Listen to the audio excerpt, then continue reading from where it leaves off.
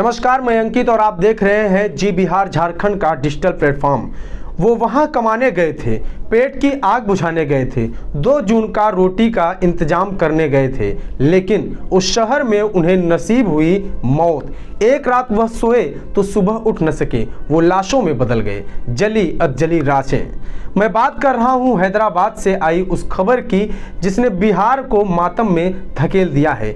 एक कबाड़ खाने में काम करने वाले 11 मजदूर उसी कबाड़ के बीच जलकर मर गए। ये हादसा भी तब हुआ जब एक दिन पहले ही बिहार ने अपने गठन के 110 साल पूरे किए हैं और राज्य बिहार दिवस मनाकर गौरव महसूस करने की कोशिश कर रहा था।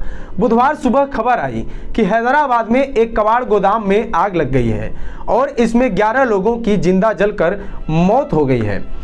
इस घटना पर पीएम मोदी ने भी शोक जताया है। उन्होंने ट्वीट किया कि इस दुख की घड़ी में मेरी संवेदनाएं शोक संतप्त परिवारों के साथ है। मृतक के परिजनों को प्रधानमंत्री राहत कोष से 2-2 लाख रुपए दिए जाएंगे। हादसे पर सीएम नीतीश कुमार ने भी दुख जताया है और परिजनों को 2-2 लाख रुपए आर्थिक सहायता देने का ऐलान किया है। हैदराबाद अग्निकांड का मामला आज विधान परिषद में भी गूंजता रहा। दुखद है और वहाँ की सरकार ने भी इसके बारे में सब कुछ ऐलान किया है। उनके परिजनों के लिए उन लोगों ने प्रति परिवार 5 लाख रुपए का भी ऐलान कर दिया। हम लोगों को ही मालूम हुआ, वहाँ से उन लोगों को यहाँ पहुँचाने के लिए और सब कुछ के लिए राज्य सरकार की तरफ से भी सब कुछ किया जाएगा और राज्य सरकार की तरफ से भी उनके परिवार को 2 लाख रुपए का अनुदान दिया जाएगा। ये हम लोगों ने किया है और दुखद तो बात है ही, लेकिन दुख की घड़ी में अगर किसी के साथ कुछ हो गया तो उनके लिए कुछ न कुछ तो ऐसा करना चाहिए ताकि उनके परिवार के लोगों को राहत दिला सके। ये किया जा रहा है। जानकारी के मुताबिक यह हादसा हैदराबाद के भोईगुड़ा में हुआ। यहां एक बरसों पुराना कबाड़ गोदाम था।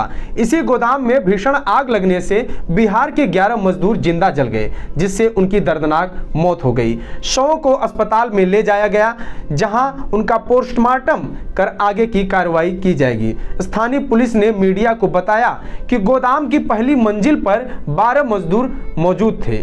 सभी सो रहे थे। बता रहे हैं कि आग सुबह 4 बजे लगी।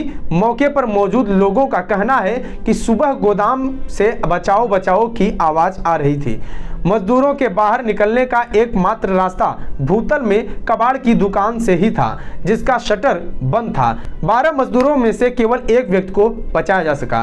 कबाड़ के गोदाम में जैसे ही आग लगने की जानकारी आई, मौके पर दमकल की गाड़ियां रवाना हो गई, लेकिन आग इतनी भीषण थी कि उसे बुझाने में समय लगा। आग बुझाने के बाद दमकल कर्मी गोदाम में दाखिल हुए तो कई शव बुरी तरह से जले हुए थे, जिनकी शिनाख्त मुश्किल से हो पाई। गोदाम के मालिक के पास मृतकों के दस्तावेज थे, जिनके आधार पर मृतकों की पहचान की गई है।